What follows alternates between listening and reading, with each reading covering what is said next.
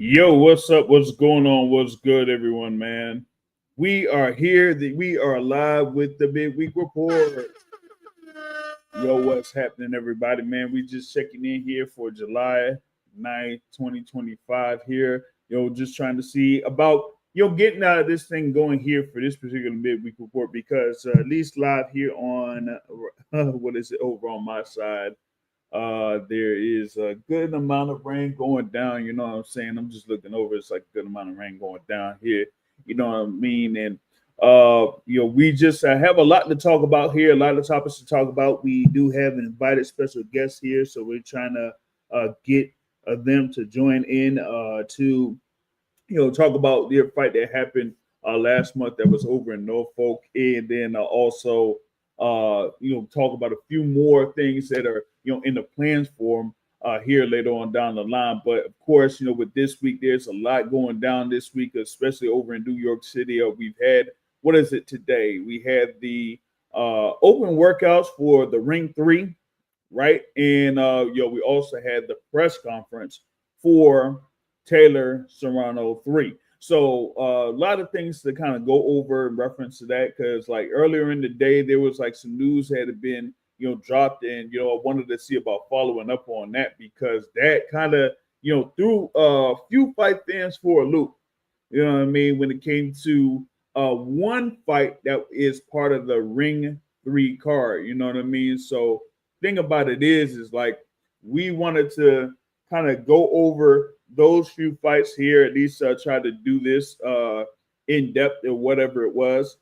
And then we'll talk about, what's going on with the fights on Friday night as well, man, because, it's supposed to be like 4 fights that we're focusing on for the Ring 3 card.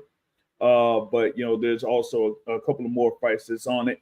But, we got that. And then, of course, the fight card that's at Madison Square Garden as well, because there's going to be a multitude of world title fights on that card in Madison Square Garden. So that is something to look forward to as well. I mean, you got that being like it's being billed as like the biggest women's boxing card, ever, pretty much. So it's like a lot to delve into with that particular card itself, because it's supposed to be there live on Netflix, being at Madison Square Garden.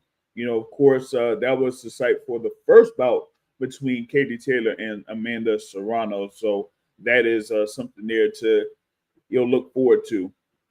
Should be planning on being around there for the weekend. But we got a few things here that we're going to be taking care of on this side. Big ups for everyone that's listening live here for the Midweek Report.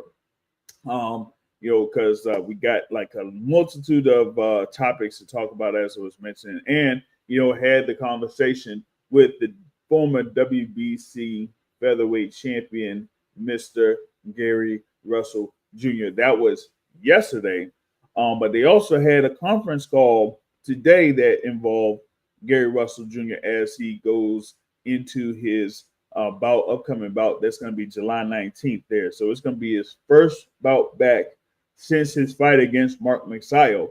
And in the conference call, there was a good amount of things that were said in that conference call, that weren't necessarily adding on to our conversation that we had yesterday. So, we got this thing here, man. And shout out to Jaime Alvarado. They're saying, there's a lot of belts on the tables for the women's card. Yeah, I mean, I'm gonna go through all of that, man.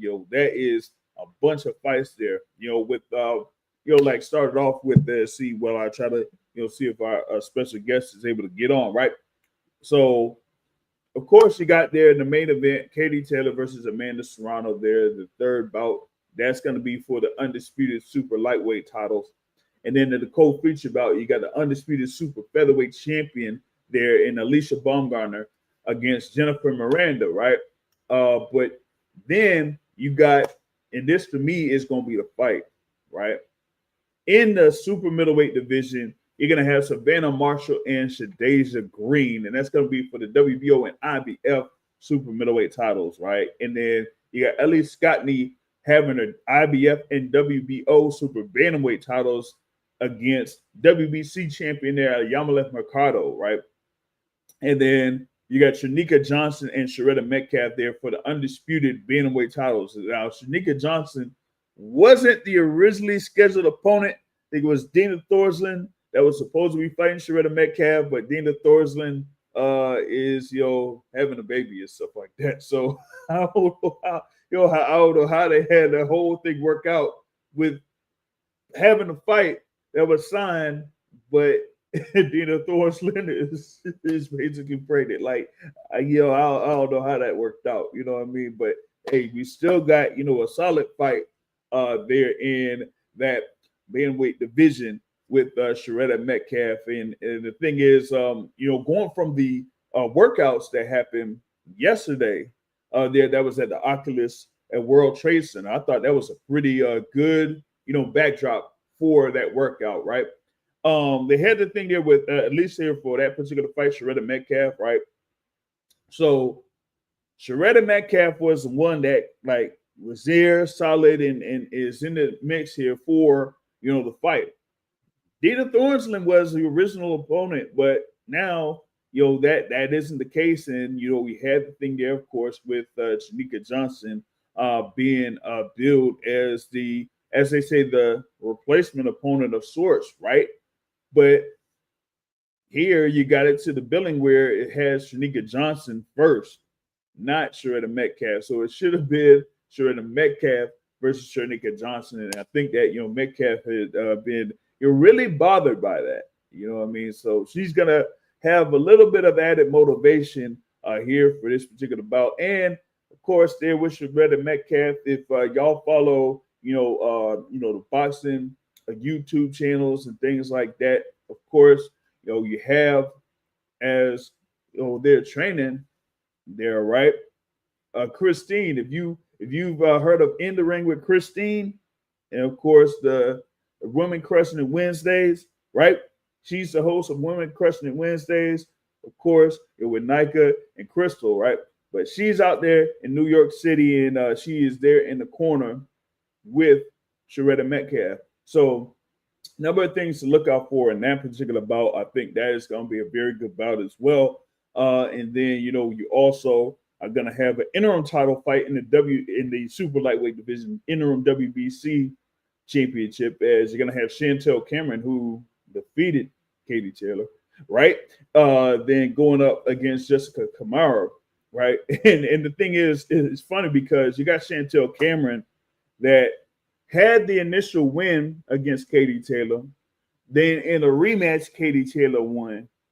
But they haven't had a trilogy on that yet. But hey, I mean, when you got Katie Taylor and Amanda Serrano getting as much money as they did for their second fight, that was part of that Jake Paul Mike Tyson card. Hey, they said, hey, we're gonna revisit it, and then we're gonna headline this thing here once again, and it's gonna be back in Madison Square Garden. And hey, as they say, it is what it is on that front. And then you got Ramla Ali is coming off from a loss in her previous bout, going up against Lita Furtado, and Tam Tebow goes up against Mary Casamasa. That's funny because I thought it was Tam Tebow, but it's like Tam Tebow, like that football player or whatever it is. I think you just missed it. I feel like it's going to be Savannah Marshall versus Shadeja Green. That's gonna be the fight of the night. All right. I got Savannah Marshall versus Shadeja Green as the fight of the night. But I also feel like it could be Shanika Johnson and Sharetta Metcalf in second. I know everybody's gonna be talking about Taylor Serrano, but the thing with that fight is the way the matchup is, you're always gonna have that fight be close. I don't think there's gonna be something where either fighter is gonna really stand out unless something crazy happens in a sense there in that main event. But we know that it's gonna be close either way in that main event. But outside of that, I'm looking forward to Savannah Marshall and Shadeja Green. You know what I mean? Because I think that's going to. First, I feel like there's a lot on the line to just to be short with it, right? And I think that the winner of that fight is going to face the winner, or basically the other unified champion there, and Franchon Cruz-Dezurn. Of course, they had her bout last month there. That was at the during the International Boxing Hall of Fame weekend there. That was a Solida Promotions card. So you're gonna have the winner of this bout with Savannah Marshall and Sadasia Green. I feel like they're going to go up against Franchon Cruz-Dezurn, and if Sadasia Green wins, she will want that get back. And of course, she has Savannah Marshall, who does have a win over Franchon Cruz-Dezurn, and that was back in 2023, and that was Savannah Marshall's last bout as a boxer there. I think she did the whole MMA joint and all that type of stuff too. So that was the thing on that, right? So I feel like that is going to be the fight of the night there on Friday night at Madison Square Garden. But like I said, a multitude of fights. You're going to be able to catch it live on Netflix. I think that is another big thing for this whole fight card to be shown live on Netflix, and that credit to Most Valuable Promotions for making that happen. Of course, it may stem from what happened last year with the Jake Paul Mike Tyson event. But given that you had Taylor Serrano too as the co-feature bout, and you had about what they said about like 60 million or something, 60 million viewers for that fight between those two. So I feel like that's gonna be that's gonna make this one be really, really big for them.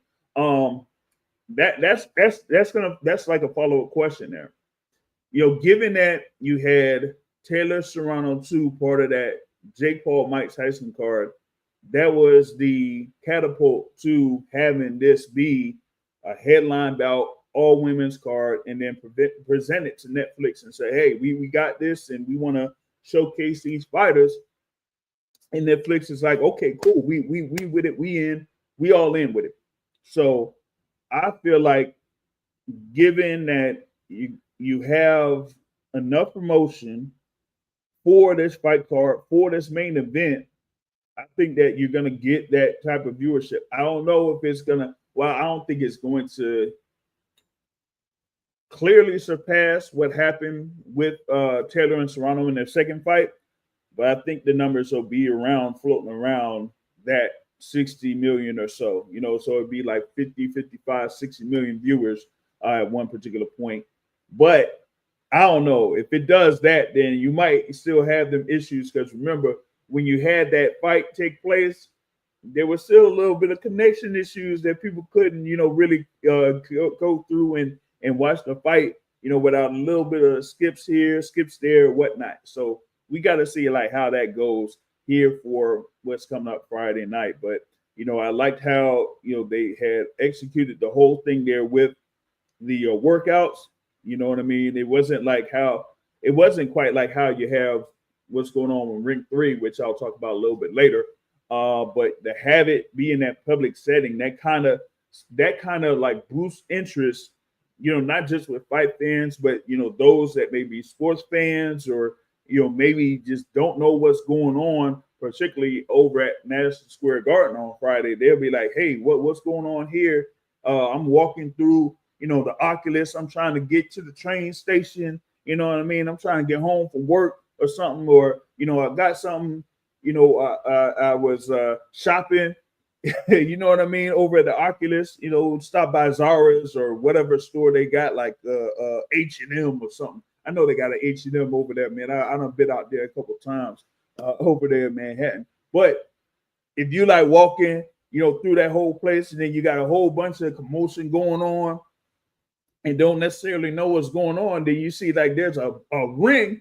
It's not like a ring, right? Boxing ring. But then you had these two big blow up things of Katie Taylor and Amanda Serrano in the middle of that whole hall. And I'm like, I think that was pretty good, man.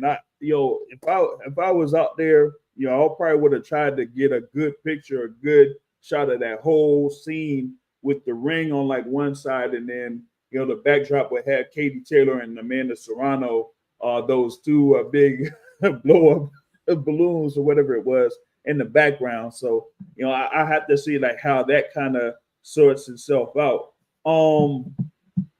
But that, to me, what was pretty good. And then also not just, having that workout, but you had two fights there that were on the card. As you had the thing there with Crystal Rosado against Augustina Vasquez and Elise Soto taking on Colleen Davis. And hey, if y'all seen them two fights, especially the second fight, that one was action packed. You know what I mean? That one was action packed. And both of those fights were fought under 3-minute rounds. 4 rounds, scheduled for 4 rounds, right? But 3-minute rounds for both of those fights. So, they're trying to, implement more 3-minute rounds for these women's boxing matches and say that, hey, you know what? If the New York State Athletic Commission will approve it, then yeah, we're going to go forward with it. But here, at least in the cards on Friday, you ain't necessarily going to be seeing that here for the time being. But maybe we'll see more 3-minute round for these women's fighters later on down the line, right? So that's kind of like mostly the gist of that whole fight card coming up on Friday. But I said that with the third fight, trilogy fight, is a lot on the line. This time I'm leaning towards Katie Taylor, not necessarily getting a decision this time around. I think, at least for me, in both fights for me, right? I felt like there was a moment where Amanda Serrano had seriously hurt Katie Taylor. But here in the second fight, Katie Taylor was more like not necessarily as sharp as Amanda Serrano was, but still, Katie Taylor got the decision in the bout last year. But I feel like, this time around, I got Amanda Serrano getting the decision victory and becoming the world champion there in the super lightweight division. Now, thing about it is that I don't know after this particular fight what either fighter will do. I think given that they've been able to get as much money as they have for their second fight and now upcoming here for this fight, I don't see either fighter getting as much money for any other fight that's available. I just don't see it. So you might have it to the point where the result of this fight is like a final result, so to speak. And don't be surprised if either fighter or both fighters like hang it up after that. You know what I mean? So that's the thing I'm looking out for is with that particular result, is that going to be it for either fighter or both fighters? I mean, you got Amanda Serrano there that, has had, what is it? Like this will be a 52nd fight. She's there at 36 years old. Katie Taylor is out there at 39 years old. So, I mean, it's rare to see, these fighters fight, up to that particular point. Like Katie Taylor's going to be around 40. Like, but on the flip side, you got, what was it that happened a couple weeks ago, right?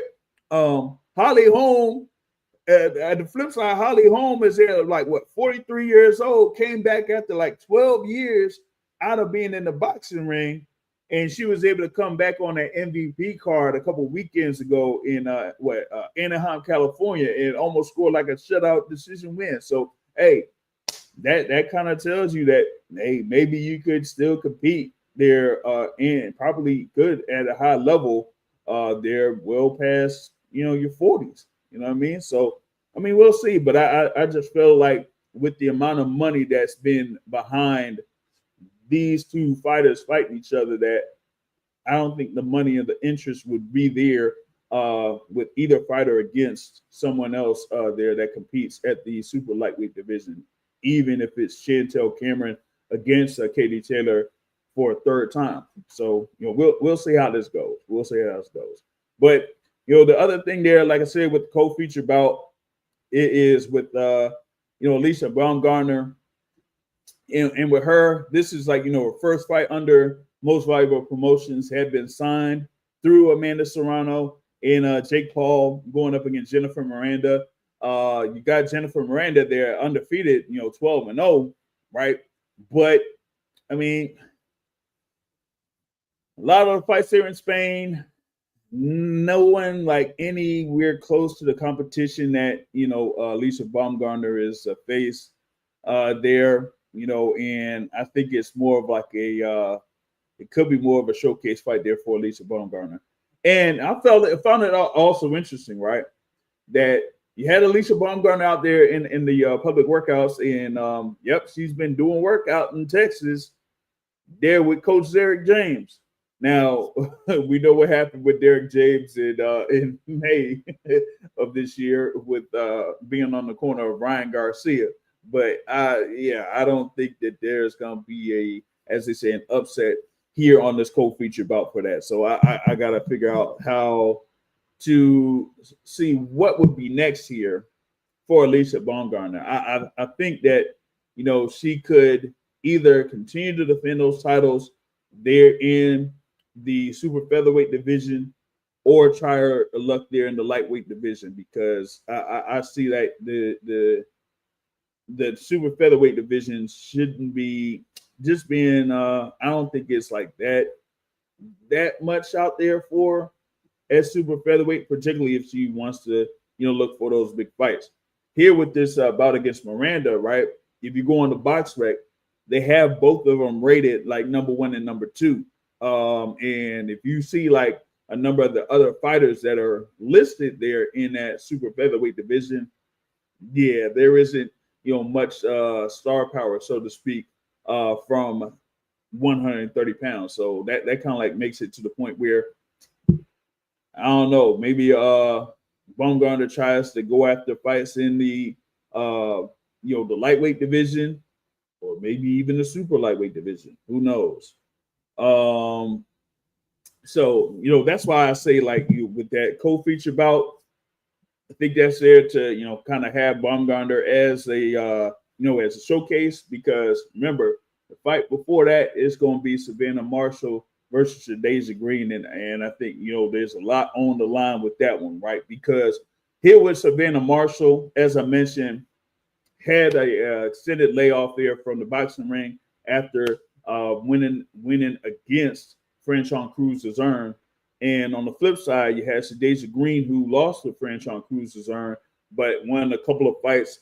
Also, was part of that fight card there with Jake Paul and Mike Tyson, and won the WBO super middleweight title in that fight card. And I think with both of these fighters, kind of like being like right there around that number 2, number 3, or whatever it is, there in the super middleweight division, the winner here will clearly have that case to say, hey, I could be the number 1 fighter in the super middleweight division, but you still got Franchon Cruz-Azern that has, a win on one side and a loss on another side here with these two fighters that are going up against each other. So, that makes for a very good matchup there in the 168-pound division. And the thing there was Shadasia Green. I know, a few people that have been affiliated or, kind of like keep in contact with Shadasia Green and say that, hey, there's going to be a lot, on the line here, and that they didn't really feel too good about the performances from Shadasia Green, since the bout that she had against Franchon Cruz-Azern. Like even with the last one there, it ended up being like she won by decision, right? But it was something where it was a split decision, and a number of people felt like Melinda Watpool got a few good shots in there for Shadasia Green, and some may have said that maybe Watpool should have gotten her hand raised there on that front. So that's the thing about it. Let's see here, man, because I'm gonna see if I could get my special guest to join in, and then also have a couple panelists. See if a couple panelists will be able to jump into for the conversation as well. So we got a number of things here. Like I said, man, with this Friday card, and then of course Saturday, you got those 4 fights and whatnot that kind of showcase the Ring 3 card. So definitely looking forward to those bouts there, and hopefully it's a good scene and whatnot. All right, so just got word here that I think my guest here is able to join in here. So just trying to see if we could connect here for a little bit. But yeah, you got that Ring 3 fight card, of course, with Edgar Berlanga versus Hamza Shiraz, Shakur Stevenson versus William Cepeda, David Morrell Jr. versus Imam Katayev, which I'll kind of talk about here also. And then you got Alberto Puello versus Subrio Matias there on this as well. So, that is something here that, I'm definitely looking forward to. Let's see. So I'm gonna try to get him with the link once again so that they'll be able to join. And then once I'm able to do that, then we'll see if we could get our special guest to chop it up with us for a little bit, man. So gonna get that going. And then there's anything else here that I'm willing to talk about, we're gonna chop it up here on this midweek report. All right, so just getting this here to send it off to him, and then we'll get back into we'll get it back into the boxing talk, man. But big ups once again for everyone that's been able to listen in live, and if you can hit the like button, to support the boxing source. We got the information here on the bottom as far as like how you can support the boxing source and other things here, because we got a number of things that we're doing here, not just with the website, but also on the YouTube channel. We got the interviews. We got like a couple of things here when it comes to your potential previews and everything like that. But right now, just about to check in with our special guests here as they are live and in effect, of course, here. Now, of course, he hails from around the area that I've been familiar with, Alexandria, Virginia, right? And competes there in the middleweight division. All right. Comes in there with a record of 15-0, and he is the WBO NABO middleweight champion. That's right. It is Mega Troy in the building, man. What's going on, Troy Isley? Nothing much chilling, man. Everything good. How you doing?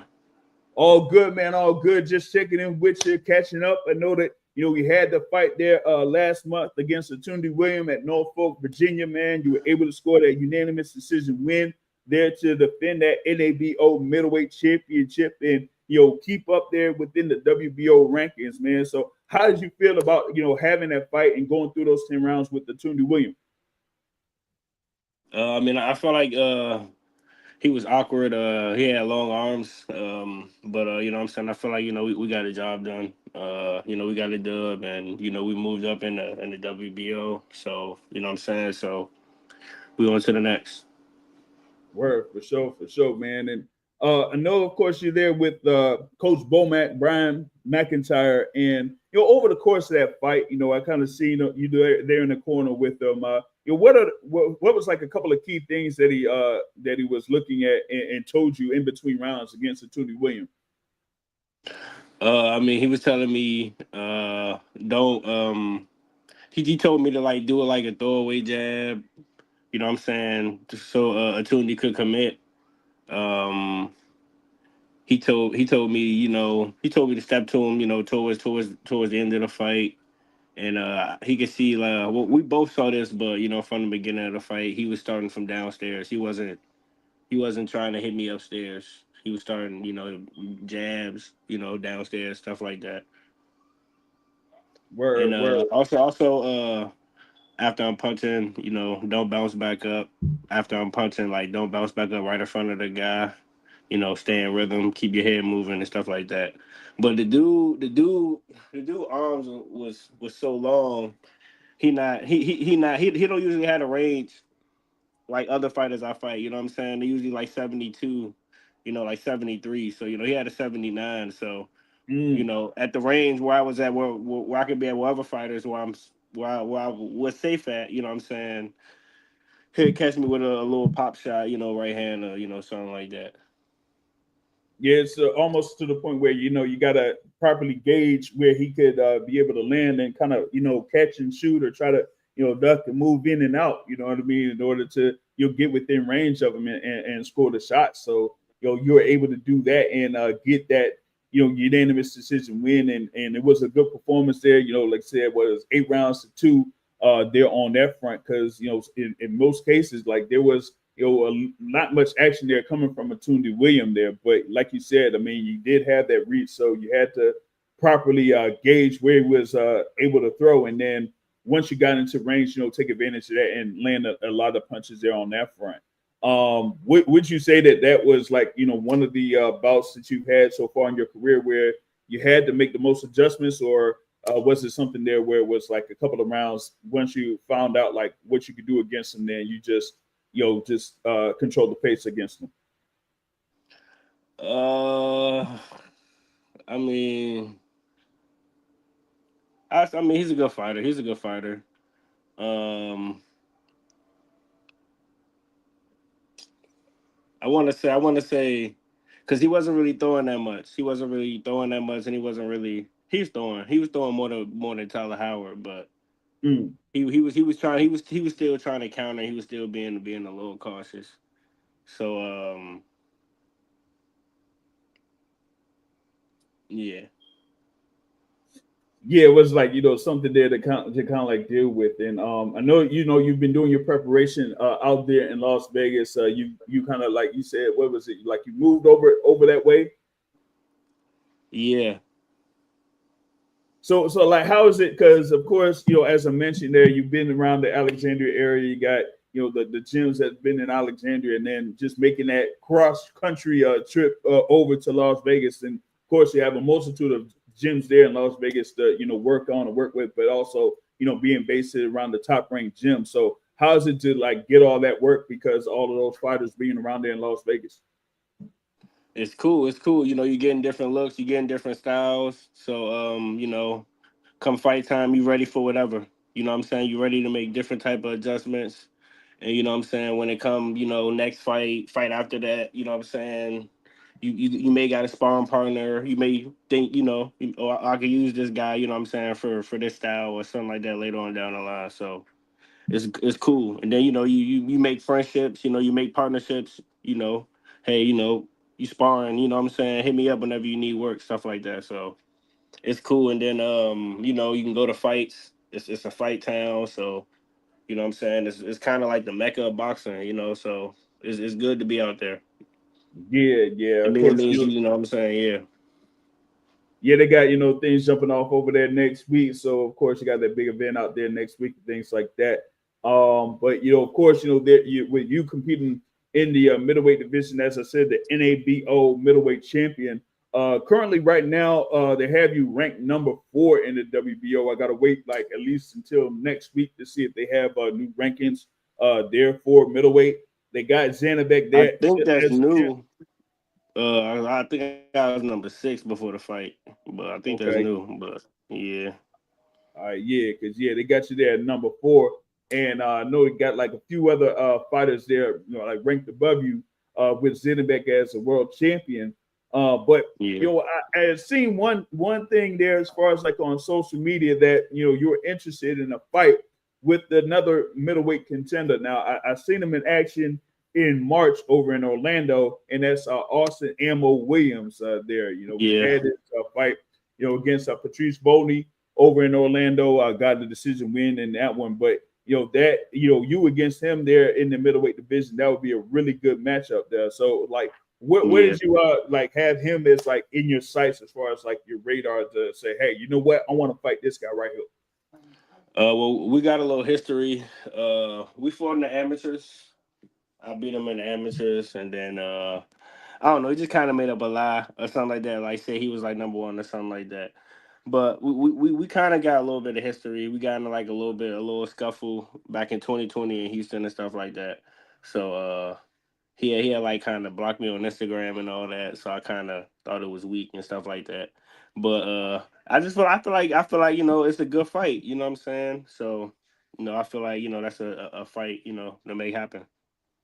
Yeah, I would say, hey, you know what, Leah, let's make this thing happen, man. Let's have like I said, Transformer mixed it up here with Ammo Williams and things like that, man. So we see what's going down here in the middleweight division. Because at least for me in the top of the middleweight division, I don't even know what Janibek doing, because they talking about he potentially could be fighting Carlos Adames in unification or moving up or whatever it is. I don't have any clue, man.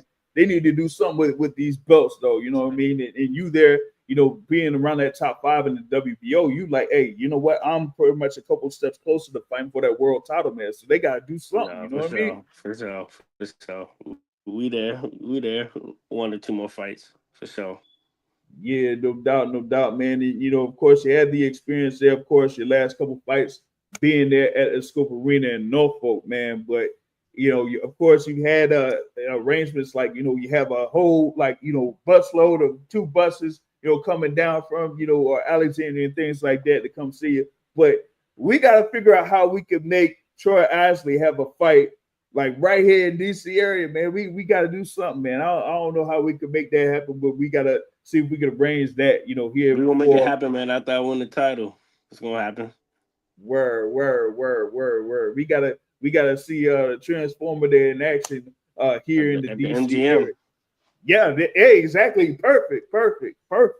There we go. That's what I'm talking about. That's what I need. I need to see Troy Isley there in the MGM National Harbor, man, in action there, headlining MGM National Harbor. That's what we're gonna work on here for 2025 and 2026. You feel me? You know what I mean? Sure. Yeah, no doubt. Now, we had like a few fights that was going down there. Now you have a family, as they say, out there in Vegas. They're top ranked. Being with the Davis brothers, for example. You have sometimes you have shot by Terrence Crawford out there in occasion. Like you said, you're there with Coach Bomac, and you have the team there. So, like, what is it like working with the team along with Bomac and Bernie the Boxer and Esau and Red? I mean, it's cool. It's good being around, them type of people. One, being around all them, great fighters. You know what I'm saying? It keep you on your game. They keep you on your game. They, they let you know what I'm saying, when you slipping up. And the experience, you know what I'm saying, they didn't, when you going through something, like, they already know, like, it's like they already know what to tell you, you know what I'm saying, they done been through it before in the boxing world, on the business side of stuff.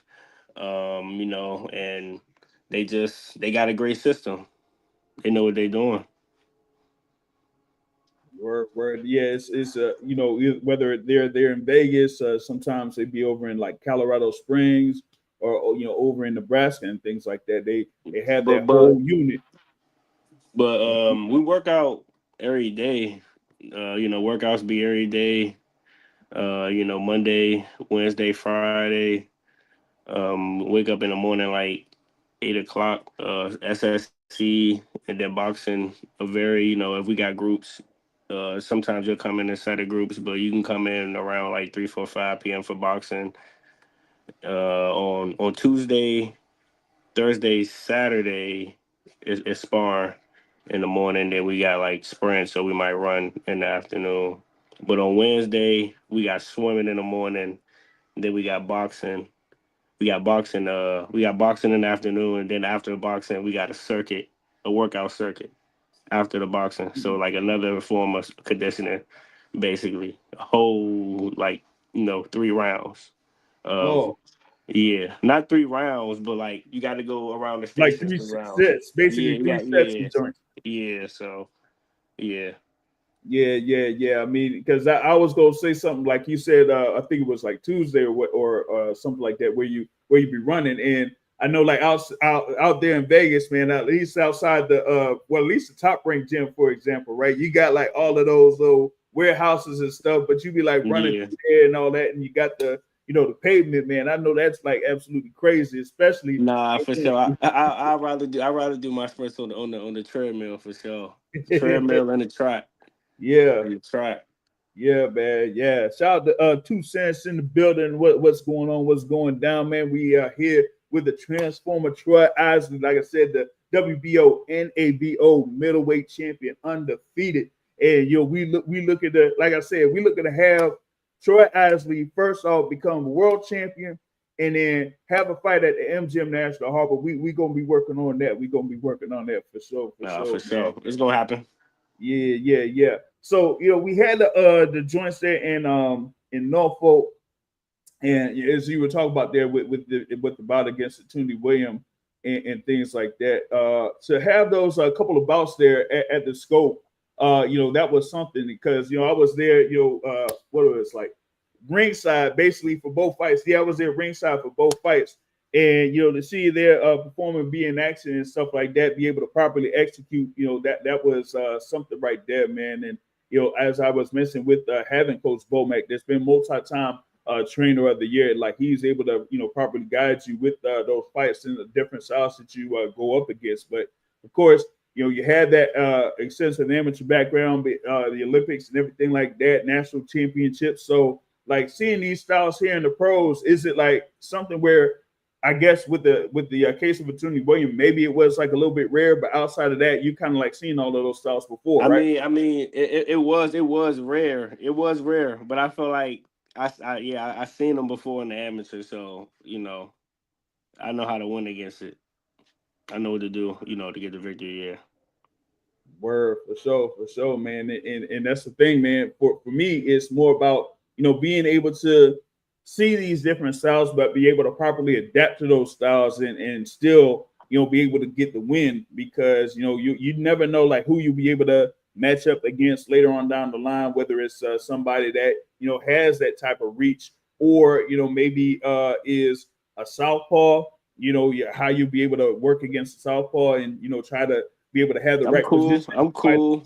All them Kazakhstans, Uzbeks, and Cubans, and all them with southpaw, so it's all Yeah, good. yes, However, and Vlad with southpaw. yeah. So yeah, you'll be able to deal with all of those styles there. When the amateur ranks and things like that. So yeah, like Jana Beck. Hey, it don't even matter, Jana Beck. He's No, ready for for all sure. of We that. coming. We You feel coming. me? You feel me? But yeah, man. Hmm. Now I did mention the thing there with Ammo Williams. There as far as like a potential matchup down the line. Yeah, Now I'm in the WBC too. yeah. So that was my thing is that they got you there ranked in the WBC and in the WBO. So that's why that whole thing with Ammo Williams could be pretty good. But also depending on what happens with the world titles there, because they ain't said nothing much about Adames and Janibek, right? There could be a potential thing where you could have a final eliminator with, I would say, right now, Denzel Bentley, because it looks like Denzel Bentley's there at number one in the WBO. Yeah, So, I talked to Bentley last year before my fight with Howard. He said he was gonna call me out after his last fight. He never did. mm, damn. We got on the live and everything.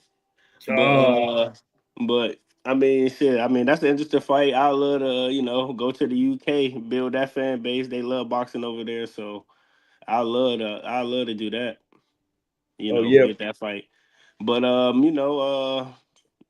feel like it'll happen.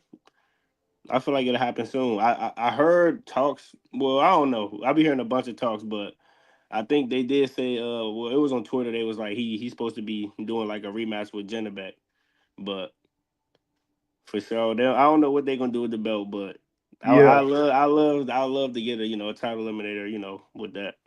yeah, for sure, man. Like make that happen too, man. Make some shake with Denzel Bentley and travel out to UK, whatever. Make it happen. You feel me? Because hey, I see like a number of good matchups that could be out there for you, right there in the middleweight division. And like you said, you just about 1 or 2 fights away from fighting for that world title. So we just ready to get you there in the mix. Now, what has like been the biggest contrast from working out or being in, of course, our area there in Virginia to Las Vegas? What is one of the things that like stands out to you, like living out there? Uh, I just feel like out here everybody know me. So I don't be getting I can say everybody know me. I just don't get the sparring I want out here. I like, Vegas. They got different looks. You know what I'm saying? And it just being at home ain't I don't know, it just ain't can't. I like to get away and lock in stuff like that. Yeah, that be the thing, man. Because if you like close to your hometown or something like that, you'll have people that you've known for some time that you'll be like, hey, after I've done camp, I want to rest and relax and stuff like that, and you don't necessarily get that. But if you're like out of town, you don't necessarily have to deal. You don't have to deal with that, but also you won't even get the question. Word, word, word. That's big. That's big. And here we got a fan question here. Jaime Alvarado asks, "How did you get the name Transformer?" I was I'm laid back and cool. I don't talk too much. But when I was younger, before the muscles and all that, what I'm saying, I was skinnier and I had glasses. So I'm from DC, but I fought out Alexandria. So what I'm saying, they just overlooked us. I guess they ain't really they always doubted us. I guess, and I would be. I ain't. I'm not gonna say I'd be the best fight, but I kind of was. Like when I fought, it'd be a lot of oohs and ahs. Everybody be coming up to me after the fight, like, "Hey, you gonna be this when you turn pro? Such and such. You gonna be world champ and all that stuff." And because I was quiet and people would be like nervous about me because I would look nervous, and then I fight and be like, they'd be like, "Damn, like this, like." You know what I'm saying? So Yeah, Kay was like, "We're gonna call you the Transformer." yeah, because So yeah. sometimes when you get ready for fights, man, sometimes you either be nervous or you be cool, calm and collected. You know what I mean? But then Well, I in the mean, not ring, not man. no more, not now, but Okay. when I was young, when I was young in the beginning, and I didn't know, I didn't actually know I was talented yet. Mm. So yeah, so once they saw that, they like, oh snap, you know what I mean? Nah. I mean, K believe in me because I mean, I got a call funny like a week ago from a guy named James that was in there when I first started, and I was still green, and he was around when I was like getting better, and I was sparring like people from Kenilworth and stuff like that. Mm, And it wasn't my day. I wasn't having my good days, and I'd be crying and stuff like that. And then James had left for like a year and a half, a little stretch, and I was going every day, and I just made a big drastic improvement and stuff like that. James told me I was supposed to be fighting in Baltimore, and James, I started performing like probably had like a 3-4 fights, and Kay called him, and Kay was like, "Man, Troy about to fight in B-more. So like I need you gotta come see. You gotta come see." And then James like, "Man, you sure, man? Last time I went to see Troy, man, and sparring Troy crying and stuff like that." And he was like, James said Kay was like, "Nah, man, he different. Like he different. I'm telling you, come see him, man." And James came, and when he came, the same thing. I was nervous and stuff like that. And he said when I fought, he was like, "Yeah, okay, Troy different now." So, but yeah, that's how I got the name Transformer. word, word. Now, given what you've done so far, your professional career, what would you say is the city that kind of like stands out as far as like where you've been able to fight at? I like Madison Square Garden. Yeah, yeah, you had of course a couple of fights out there, man. So Hmm. those are good scenes and having those performances there at MSG. So that was good on that front, man. And of course, it's like a contrast, a big contrast to as we were talking about in the past there, your pro debut, where you had to fight at the bubble there, with MGM Grand, man, because that was a Yeah, whole different experience, man. And I I'm still. happy. I'm happy. I only dealt with the bubble one fight. I'm happy. Yeah, yeah, Yeah, because they like ain't to like go through that. that whole Yeah. process was, oh my goodness, man. Like to be like locked in, to the room, and you can't go nowhere, not like that. You pretty much had to stay in there until you had a workout that they had to schedule for you, then the weigh in and all that type of stuff, and then just go to the fight and be like in one spot. You couldn't go, like I said, like out to, like say out in the streets, or like go to like a Denny's down the street or whatever it is, or what they had there in the strip. Like it was an absolutely crazy scene there for that time, man. But just to fast forward to now, like you're there like 15-0, just real close to being a world champion there in the middleweight division, man. And kind of like says that how much work you've been able to put in at the 160-pound division. For sure. Word, man. So I know we got like a few things that's coming up and whatnot, but before I get into all that, I wanted to see if I get one of my panelists here, like kind of like joins me a lot when it comes to these interviews and things like that. Comes from Brunch Boxing, the host of Brunch Boxing, brother Matt is here with us. And Matt, you're here with the Transformer Troy Isley here, the NABO middleweight champion, man. What's good? You Matt, you in with us? And you got, the thing with Matt, man, he got one of them phones, man. I'm telling you. Hey, see, man, if something goes on with his phone, man, I'm telling you, man, I'll be telling him I got like a he got that phone. Android. He got that Android. He need to get an iPhone. He got one of them, man. I don't know, man. He got like an iPhone 2 or something.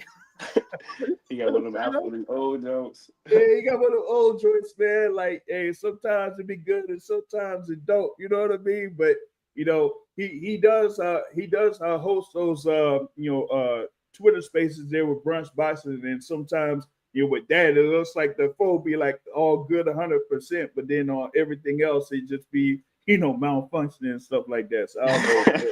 I'll have to, like I said, man, he out there in the streets of New York, man. I don't know. Next time I roll up to see him, man, I might have to get him a whole new phone or something. You know what I mean? Yeah, you gotta get him a 15, man. You gotta get him caught up. Yeah, get him caught up and whatnot, man. So we'll figure that out, man. You need that iPhone 15 or something, But now I was talking about the thing there, as far as like the action that was going down in the Scope Arena at Norfolk. You had your fight there against Etoundi William. You had the thing there with Abdullah Mason, but a couple of other fighters that were from the Virginia area were involved in that, DC area and all that. You had like Derek Scooter Davis part of that card as well. And you had, of course, the DB3. You had, of course, Kelvin and Keon that was in action there. So, like, what did you think about those fights that were on the card as also with you in there? I thought it was I thought it still had a great turnout. It sucks we didn't get to see Keyshawn, but I still think we still had a great turnout. All the fights was good. Yeah. I think we had what was it? Iverson was out there. I think you had like Boozy out there too, or something like that. So we had like you said, a good amount of people to show up and show support there. Like we were talking about. And we gotta, like I said, with the thing with you next, man. Man, I don't know what's gonna be happening, man. I thought Denzel Bentley looks like he don't necessarily want the smoke, man, or something. Nah, for sure. He don't want the smoke. I don't know what happened. Because I'm like that would be like the perfect matchup right now at this particular point there in the middleweight division to say, hey, okay, winner of this gets that shot to fight for a world title or whatnot. But I guess Bentley is like, I don't know about all that, man. I don't know if I want to face the Transformer at this point. Right? He might. That's just too big of a risk. So that's the thing with that, man. And definitely looking forward to seeing what could be next here for you, Troy. And as it is that you're there within like 16 or so pro fights. What do you think your plans would be here in the middleweight division through not just the rest of 2025 but 2026 as well? Well, I plan to get at least one more fight by this year over with, and then at least one or two more if I can, but at least one more by the year over with, and by next year I want to be fighting for the title, and rather it be the beginning or the middle of the year, and by the end of the year, I want to defend it, and I want to say by 2027 I want to be working on getting a world title fight in MGM in DC. Word for sure, man. And my thing is now I know But that. I want to unify in the middleweight division before I move up to 68. So I want to clean out the middleweight division. Word, man. I gotta see what's up with this thing with Jenna Beck, and then I might have to make a phone call to Mr. Goodman and be like, hey, Really? hey, Mr. Goodman, hey, we need to get my guy Troy Isley in here with this world title shot, man. What we got to do to make this happen? You know what I'm saying? So we'll see about like making arrangements and having that go down, man. But also, like I was mentioning there, with you being part of that team there, as I call it, the B&B Boxing Academy. Of course, we have the as they say, the top guy there with Terrence Crawford, who has his upcoming bout with Canelo Alvarez in September. We're like a couple months away from that, and it's going to be there in Vegas. That scene is supposed to be out there in Legion Stadium, man. What do you think about Crawford's approach here to his bout against Canelo Alvarez, if anything? I mean, you can't show the man respect, man. So I feel like he approaching in the right direction, and I feel like Bomac and them gonna have a hell of a game plan, and I feel like his IQ, he gonna know what to do in there. He'd have been in there with the best of fighters, so he know what to do. Word. Now, we've had like a couple of fights within the middleweight division that not necessarily have been in the traditional, what I would say, promotional sense as far as like a promotional banner is concerned, right? Like for example, with Carlos Adames as the WBC middleweight champion, he had his bout there in his last title defense. Even though it was a draw, right? But it still was a high profile bout that he had, against Hamza Shiraz. Now, would you be interested in being involved in like a fight card like that, like how they have Ring 3 in New York City or something like that, to where either it's in New York or maybe LA or Riyadh, but as long as it's like a Yeah, big time event? yeah, for sure. I would. Just give me a call. Yeah, it's the thing, man. Just give you a call, man, and say, hey, who y'all got for me? Oh, it's gonna be well. No, bet I'm there. You know what I mean? Hey, see, maybe we could do that thing there with Denzel Bentley. If we gotta call Turkey LLC and them and say, hey, Riyadh season event, Troy Isley, Denzel Bentley, let's put that thing on the card, man, and let's make it happen. And let's make it happen, man. Let's make it happen. Let's make it happen. You gotta hit up Turk, man. Yeah. I'll see if we could, probably raise something like that to go down too, Nah, man. I'm gonna see what's up. Yeah, I'm gonna go to camp. I'm gonna go to camp. With Crawford and I'm gonna be in camp with him, so I can see what's up. Word, no doubt. So that's the thing, man. We trying to make the biggest fights possible here for Troy Isley, man, for 2025, and route to having that world title shot. You know what I mean? So that's what we gotta make happen here on this front, man. But that's mostly here what I got on my side, man. Anything else here from you that you want the people to know? Nah, not for right now. Just follow me, Megatroy1 on Instagram, Troy Isley on Facebook, and Goat Transformer on Twitter. No doubt. So that's all the social media handles. Y'all be sure to follow the Transformer Troy Isley. Make sure you see what's going on with him. And once we get any updates on when his next fight is going down, we gonna definitely catch up with you on that front, man. For sure, I got you. All right, no doubt, man. Big thanks for Troy Isley here, the WBO NABO middleweight champion here, joining us on the Boxing Source Midweek Report, man. Thank him for taking the time to chop it up with us, and we're gonna definitely get more from him here real soon. And like I said, I want to see him in action there in the middleweight division. He's a couple steps there from being a world champion. We just gotta make sure that he gets the right fights in order to make that happen. So we looking to see that to go down there real soon when it comes to Troy Isley. But now, like I said, we about an hour in on the front here for the Boxing Source Midweek Report. We got preview of sorts here for the upcoming Ring 3 fight card. Saturday is going to be out there in Queens, New York. And listen, man, I don't know why. I don't know why they're going all the way to Queens. Okay. I know that you want to have these like unique, scenes for these boxing matches, but come on, man. Like if you in Manhattan or if you over in the Bronx, if you from New York City and you trying to go over to Queens, like that's a whole little adventure in itself, right? So we're still gonna be seeing like those fights is gonna go down there on that particular front. And I'm gonna see here if we could go ahead and get this thing jumping off when it comes to these at least these 4 fights that are featured right now. First off, man, and hopefully with the door, they say doors open around like 6 o'clock or something like that. So there's gonna be like a couple of fights at least that's gonna be on the docket. You know what I mean?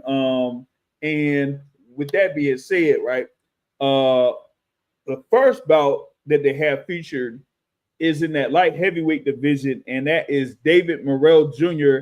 against Imam Katayev, right?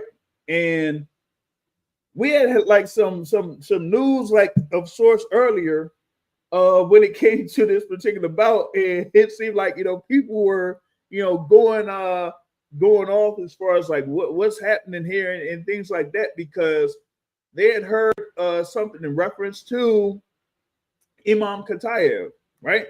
And it was in reference to him in the the IBA, right?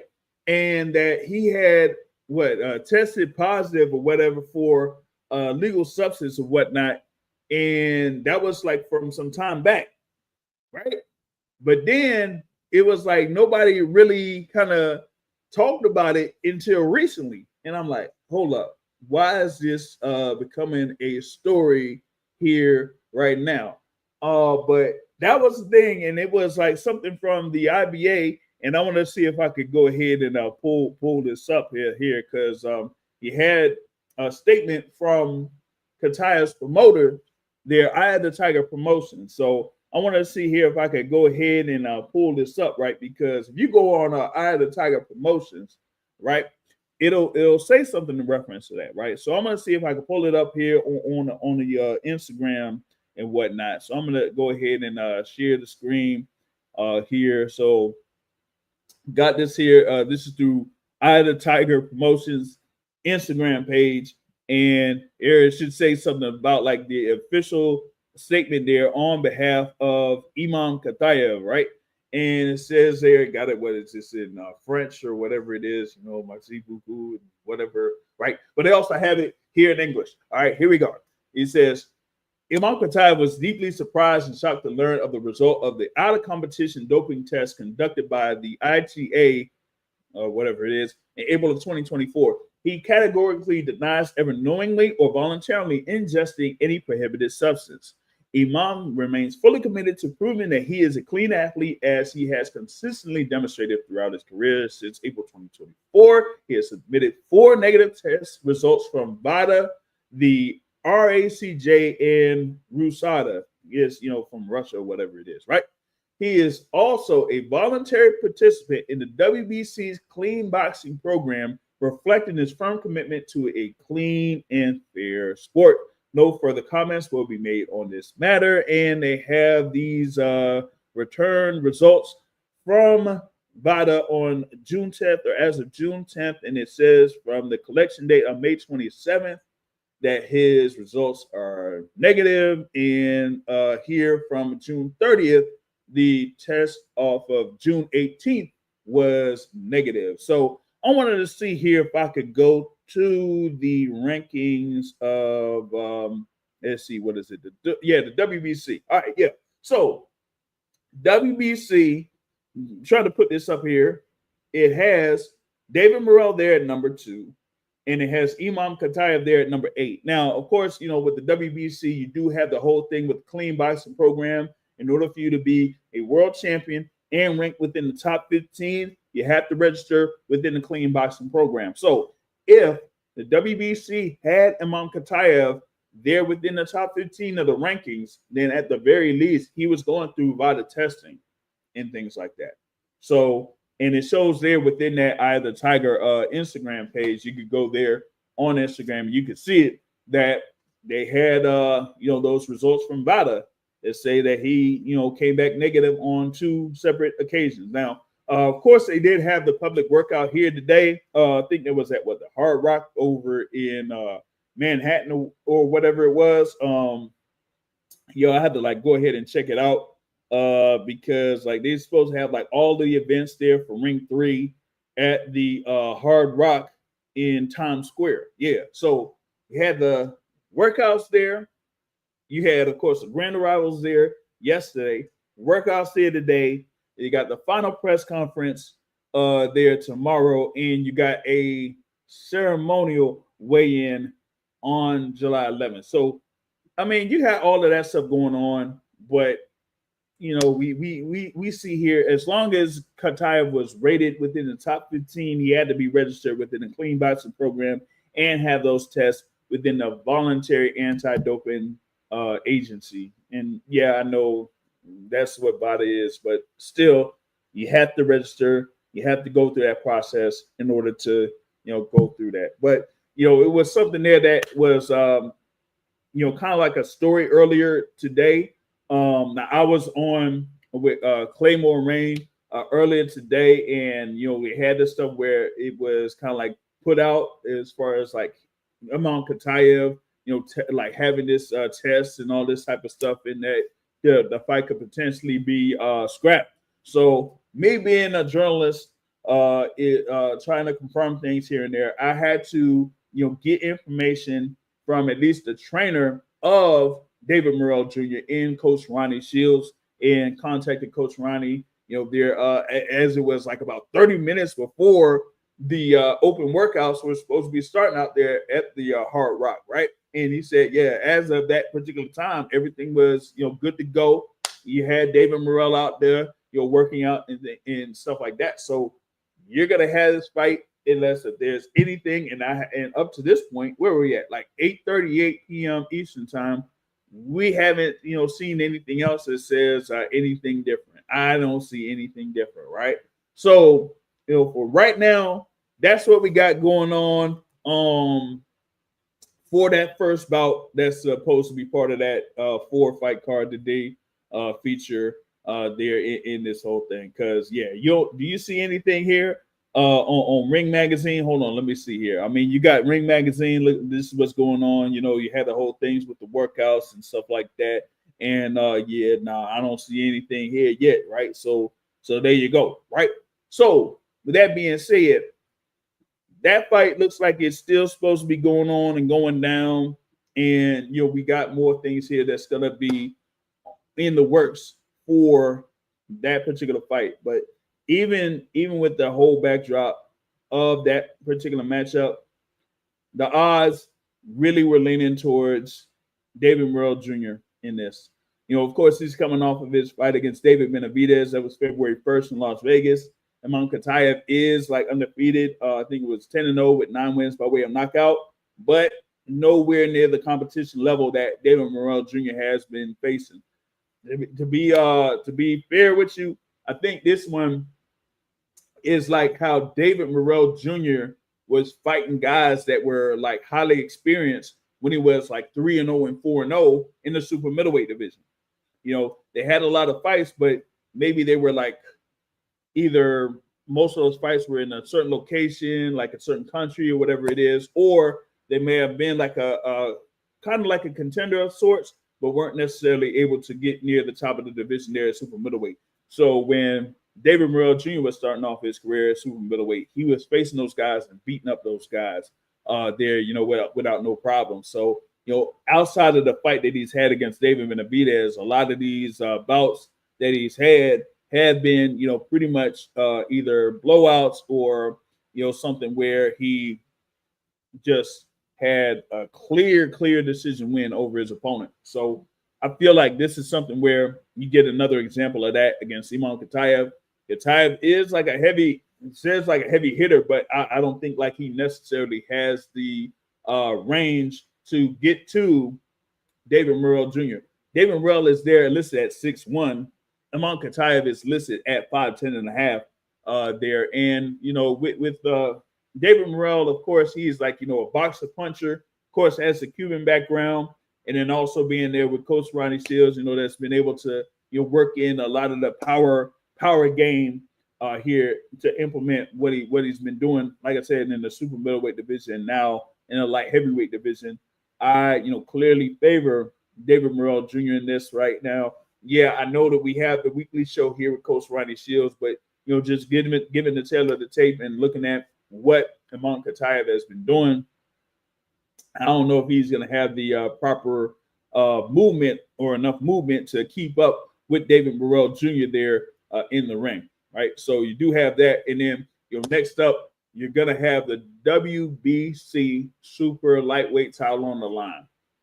Alberto Puello putting his undefeated record on the line and the WBC Super Lightweight title on the line against former IBF Super Lightweight champion Subriel Matias. Of course, Subriel Matias has a couple wins after his loss to Liam Paro, but now he gets another shot at a world title, this time the WBC Super Lightweight title against Alberto Puello. And Puello, I kind of like said this in other, chats or in other lives and things like that.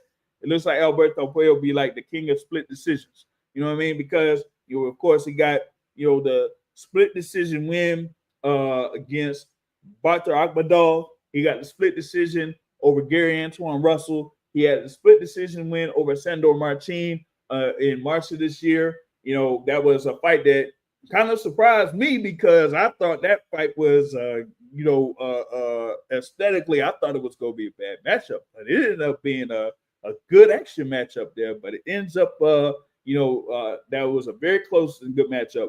A real quick here question: does David Morrell train in Houston? It's pretty much like outside of Houston there. Of course, with Coach Ronnie Shields, they're based in the Houston area, so yeah, he does train in Houston there with that front. But yeah, the thing with Alberto Puello, I kind of was surprised, because you had Sandor Martin, and I've seen Sandor Martin fight. I was out there for Sandor Martin versus Teofimo Lopez, and that that fight was. I'm telling you, that fight was a struggle to go through. I can't lie, that fight was a struggle to go through there, the 12 rounds, boy. But that's how I was like, yeah, Puello and then Sandor Martin, and it ended up being a pretty good action fight. It wasn't that much, movement. We had a couple of good exchanges from those two, and it still ended up being a good close fight. But Alberto Puello ended up getting the win on that front, right?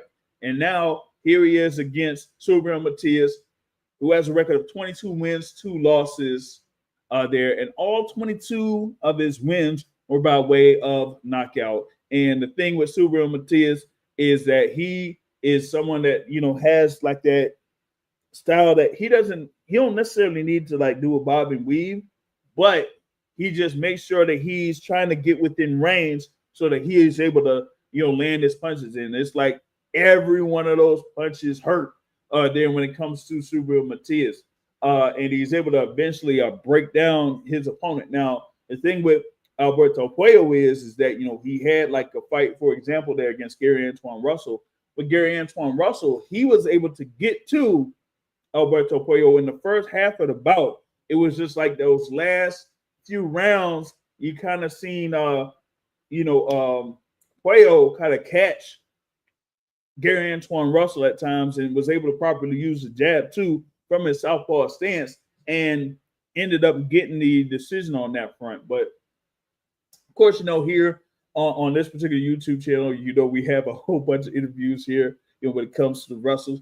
And in our last conversation with Gary Antoine Russell, yes, he does want that get back with Alberto Puello. So I don't know. He might have some odds on this particular bout because if Alberto Puello wins against Subriel Matias, you could make a case. You could make a case for Alberto Puello being the top fighter at 140 pounds. Yeah, I know about the whole thing with Teofimo Lopez. He's been a WBO champion and the lineal champion for some time. But if you look at here with not Subriel Matias, but if you look at Alberto Puello and you look at the past few fights that he's had, he would have the win over Gary Antoine Russell, a win over Sandor Martin, and if he gets a win over Subriel Matias here, former IBF champion at super lightweight, you could say that he has the best resume in the 140-pound division, at least recently. So you could make a case for Alberto Puello being the guy that could be the top fighter at 140-pound division. And as of right now, you know, with Teofimo Lopez, who knows what Teofimo Lopez is doing at this point, right? So with that being said, I want to see how Puello deals with the pressure style of Subriel Matias, who, like, you know, eventually breaks down his opponent and wears him down. And I know we had the whole little comment and stuff like that about Turkey Al-Sheikh and him trolling and whatnot for the ring getting reduced. I will say that, you know, I ain't saying, you know, the S word and the two S words or whatever it is, like we ain't doing that. We'll say that they, like Turkey Al-Sheikh was talking about, maybe it'll reduce the size of the ring or whatever it is while the fights are going on. Come on, man. We can't even do that. We can't do that. Like, New York State Athletic Commission ain't gonna be down with that. So we gotta slow down with all that. All right. So this one here, Alberto Puello versus Subriel Matias, I feel like it's going to be the fight of the night. The odds pretty much have it even, and it's been like that for a while. Like nobody knows who to pick. You know, they got the whole thing, like I said, with Subriel Matias. 22 wins, all 22 by way of knockout. And you got Alberto Puello there undefeated. I think they're at 24-0.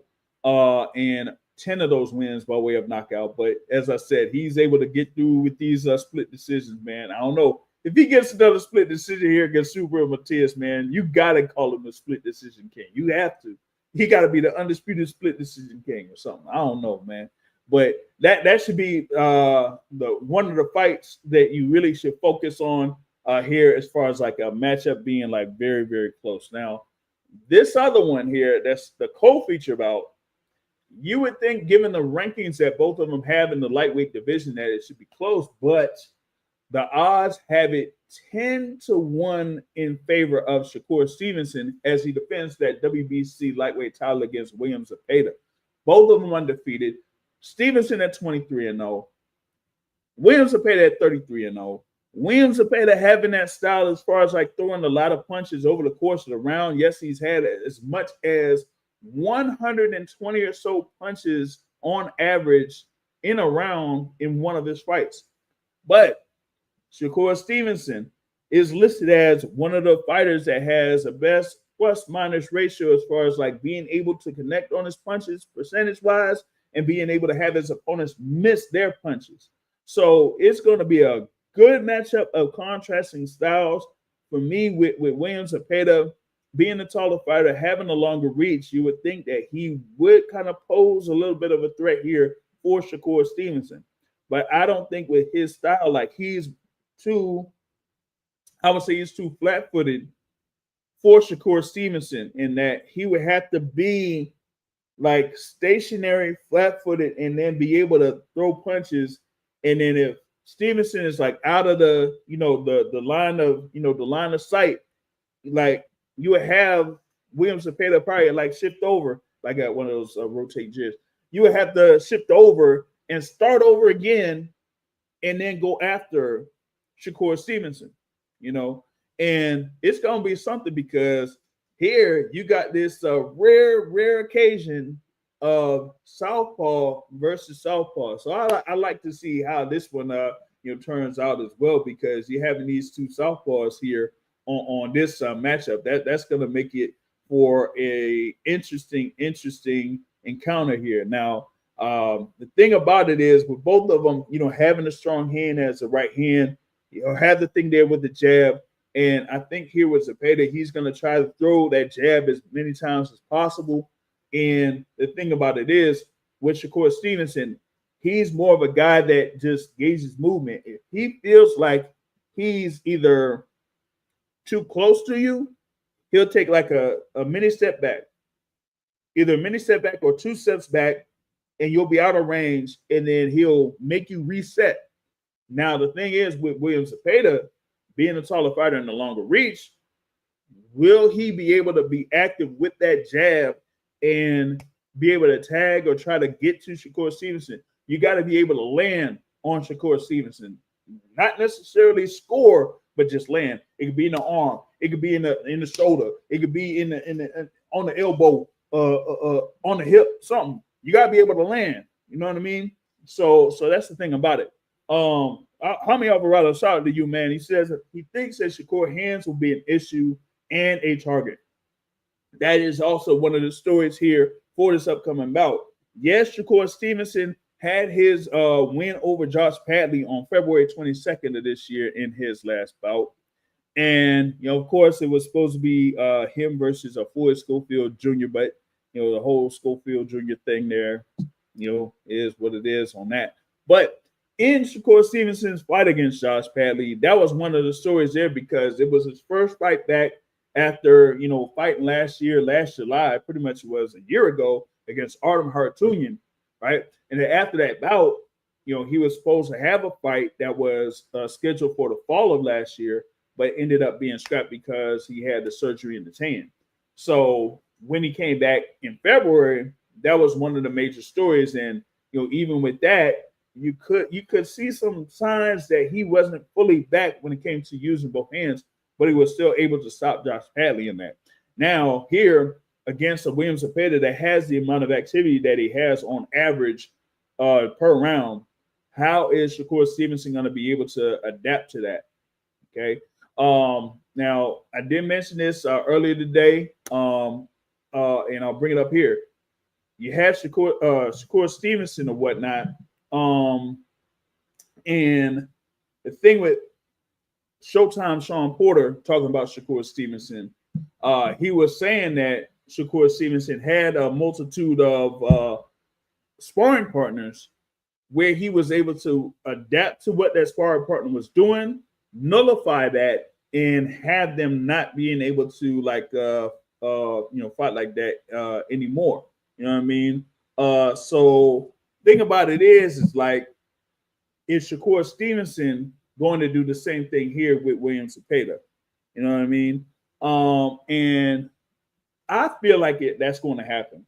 It's something to where you have these odds at 10-1 favorite for Shakur Stevenson, and it's been consistent 10-1 favorite. Like the odds hadn't really moved. They hadn't really moved in closer to William Zepeda. Like I've seen, people on forums, they've been talking in these these Facebook groups or on Twitter or whatever it is, and some people are picking William Zepeda, but not enough to the point where it's like, oh, we feel like William Zepeda has a real shot here to win, especially given his 2 fights against Tevin Farmer, particularly the first one.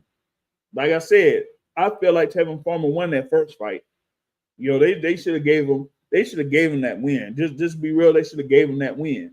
But they didn't necessarily do that, and they ended up having a rematch. And in the rematch, you seen Tevin Farmer was kind of like a couple steps behind there in that rematch, and so you have William Zepeda getting the win there on that front. But outside of that, I really don't see where Zepeda could necessarily get the win here. Now, wait a minute. Hold on a second.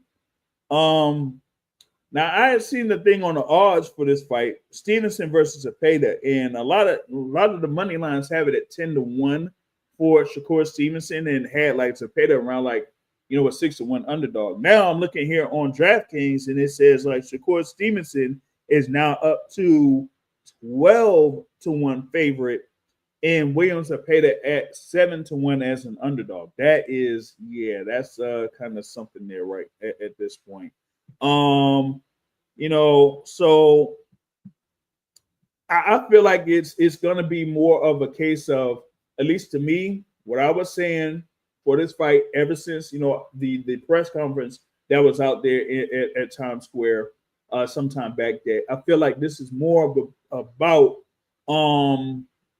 where Shakur Stevenson will be able to make proper adjustments after like round 3, round 4, and then at round 5 he's gonna properly like take over, and it'll be like a like a more of a bout where he's gonna win a multitude of those rounds, and you're gonna see the overall activity of William Zepeda go lower and lower and lower. Now, I've seen some that have said that Shakur Stevenson, this might be his breakout performance, almost like how we had the fight against Jamel Herring sometime back in Atlanta, and that it could be eventually a stoppage. I don't know about a stoppage of William Zepeda, but I kind of like said around a 9-3, 10-2 could be that wide there in favor of Shakur Stevenson there for this upcoming battle on Saturday night. My brother Joseph Herron is in the building here checking in on the midweek report.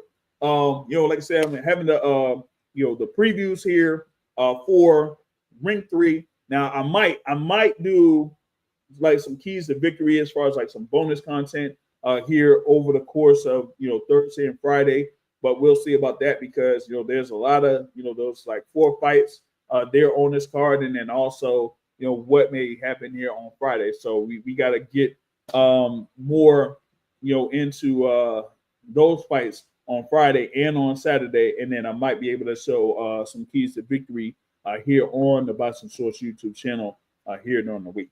But talk about the co-feature bout. Now, time for the main event. There you got Edgar Berlanga against Hamza Shiraz. They're in the super middleweight division. Edgar Berlanga, he's coming off of his first round KO win.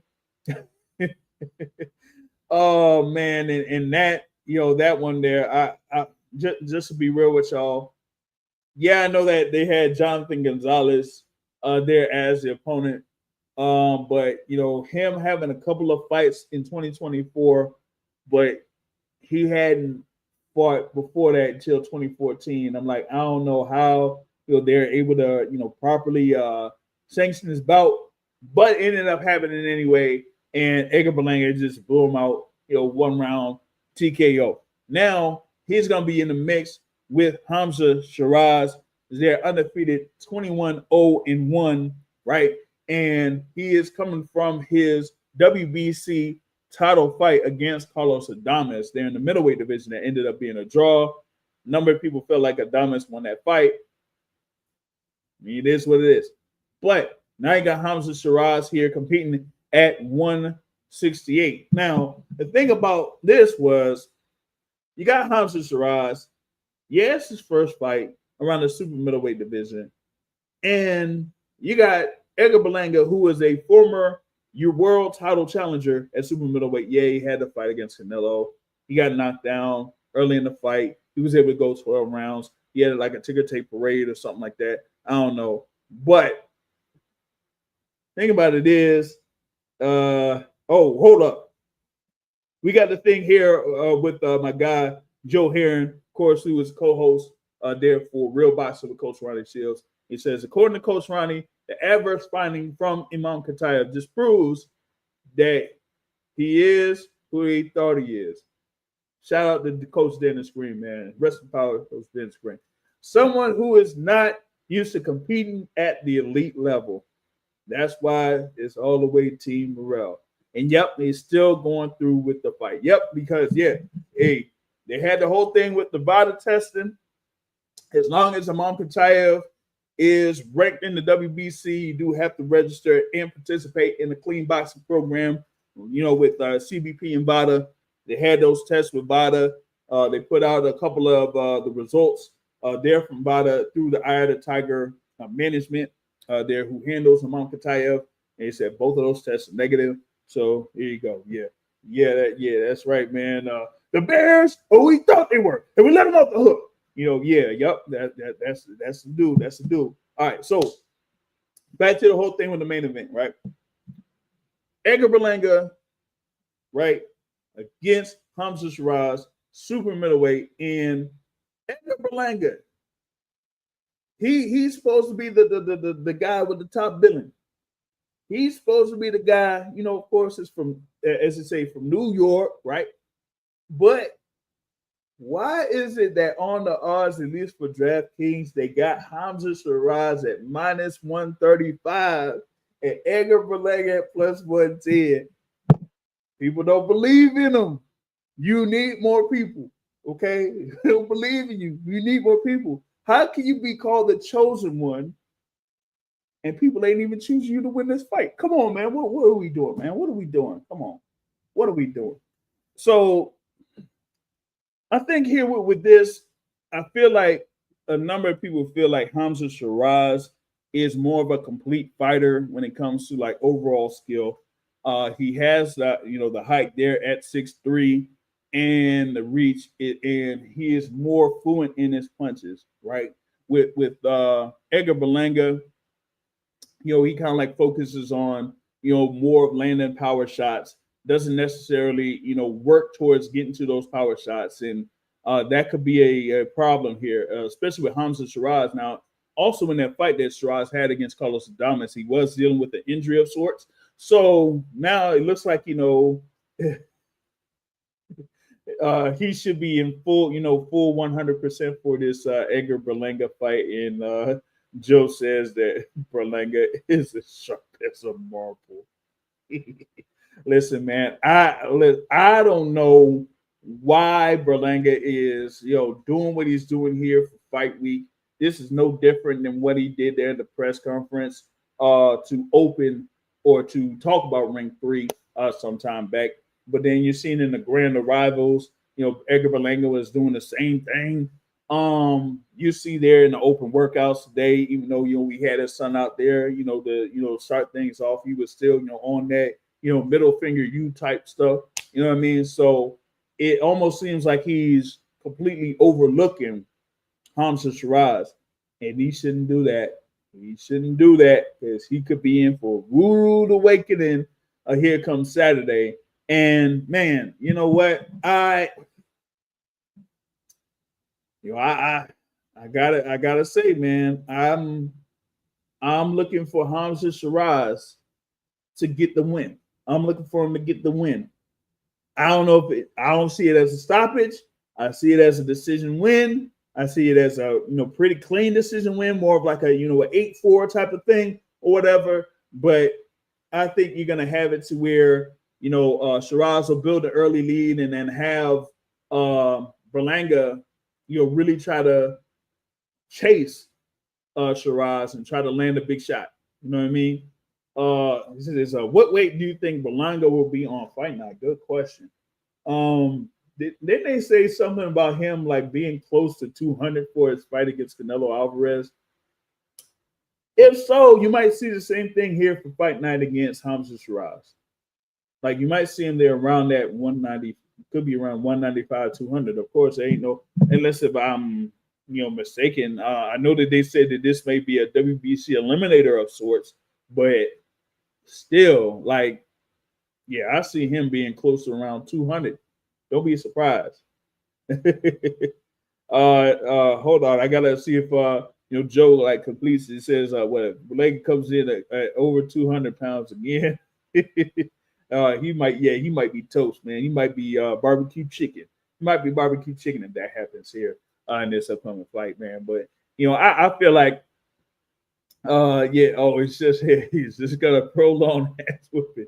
Yeah, he's gonna be toast there against Hamza Shiraz, man. It's gonna be bad, absolutely bad there on that front. So like I said, good luck to Edgar Berlanga.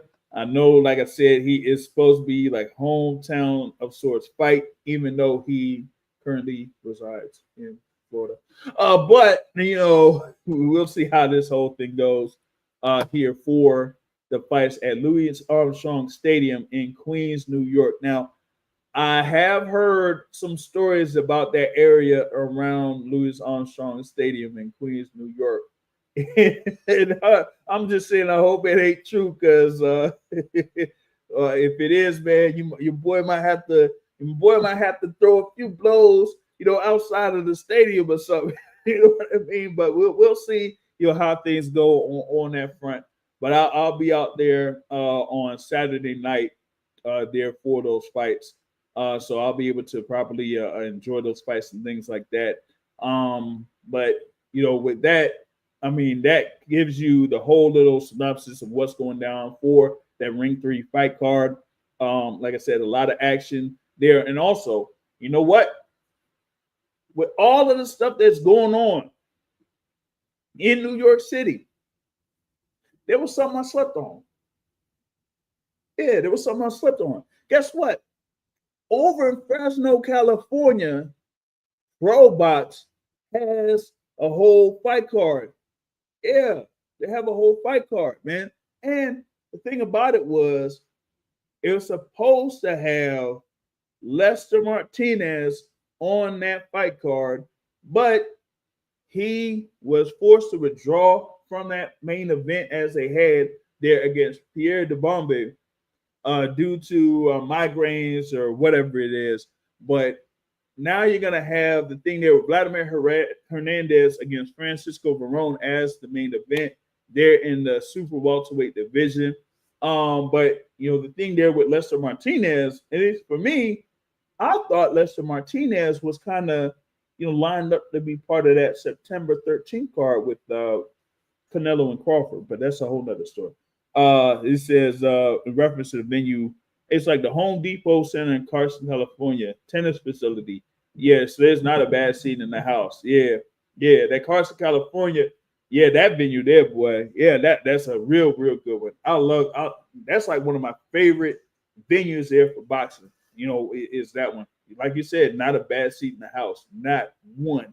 And so hopefully, when I'm out there, first I'll see where I'll be, properly assigned at, and then see if I could, get some good shots that's not necessarily, there at the, I guess, a designated area that it's going to be at. I don't know if I'm going to be ringside, because this is like my first event that I'll be involved with, Ring Magazine. So I'll be, so I have to see how they kind of like work things out as far as like photographers are concerned. So we'll see how that goes.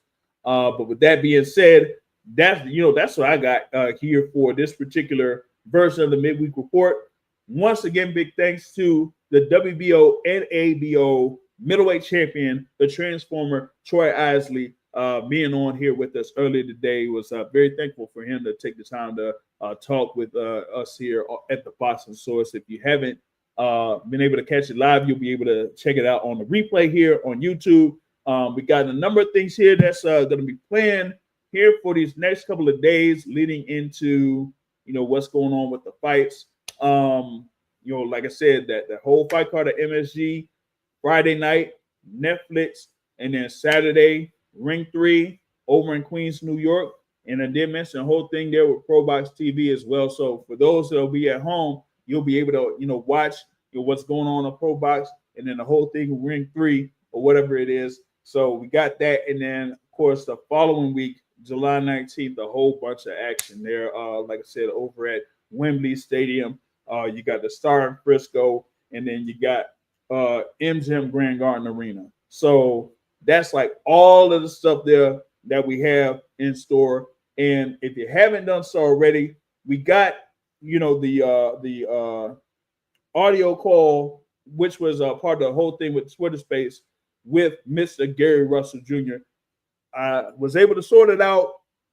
I said, we want to see if we could get Mr. Gary on through Twitter Spaces. So I said, you know what? He ain't got a Twitter account. So let me see if I can do it over the phone.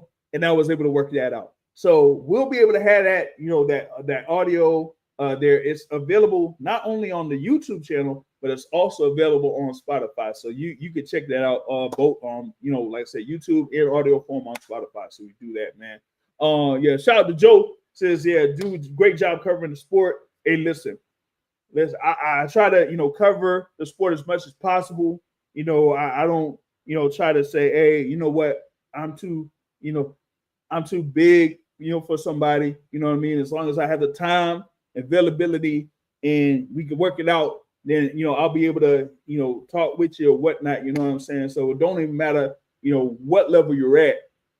You know what I mean? If you want to get some exposure, because that's pretty much the name of the game when it comes to these fighters. You got to have as much exposure as you can. So I'm gonna be out there. I'll be able to, you know, provide that avenue for you. You know what I'm saying? So that's what I do, no matter what level you're at. You know what I mean? So that's why you see, like, a lot of times you'll have a lot of these fighters that you see that, you know, either you've seen, you know, on TV, you've seen them on TV a few times, or maybe you haven't, but you could get familiar with them. So that's why I provide this avenue there for them. I'm gonna see here, like I said, I got things in the works for tomorrow. Um, and then also Friday, I'm gonna see what's going on Friday, because that's gonna be, you know, I gotta see when the whole thing with Netflix starts up. And then after that, Saturday is that when I'll have that trip out there to New York City. But also, I think it's going to be, let's see, maybe on Sunday, depending on like how I'm feeling and whatnot. I might have a guest on for the Boxing Source podcast on Sunday. I'll see if I can work that out, how that could work out, and if I do that, then we'll be good for that particular show, because we're gonna be summarizing all the fights from the weekend, and then we'll see. We'll have a special guests on there. But you see how I have this thing here about, what is it, about an hour and 40 some minutes? Yeah, that's what I got. Trying to, you know, knock down everything and whatnot. So be sure to hit the like button on the way out. All right. And if you enjoyed the content, share it so that other people, other boxing fans, will be able to watch what's going down here at the Boxing Source. So with that being said, that is all from my side, and I'll catch y'all later. Peace out.